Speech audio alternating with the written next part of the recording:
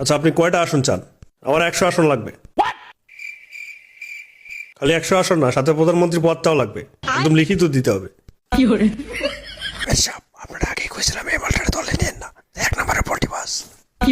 না, প্রধানমন্ত্রী তো পরের কথা, 30টা আসনের বেশি দেওয়া সম্ভব না। থাকলাম না আপনার জোটে, আমি একা 300 আসন নির্বাচন করব।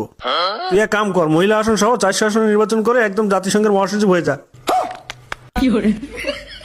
400 না হুজুর, ওই যদি 3টা আসন জিতে দেখাতে পারে, আমি আর এই দেশেই থাকবো না, ইন্ডিয়া চলে যাবো।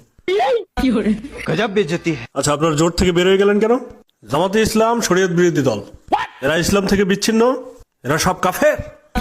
এদের সাথে যারা জোট করবে তারাও কাফের। চুপ কর ভণ্ড কোথাকার। যুগে যুগে আলেম ওলামারা যতবার একত্রিত হওয়ার চেষ্টা করেছে, ততবার তোরা পিছন থেকে ছুরি মেরেছিস। এখন আসন না পেয়ে কাফের আর শরীয়ত বিরোধী ফতোয়া দেওয়া শুরু করেছিস।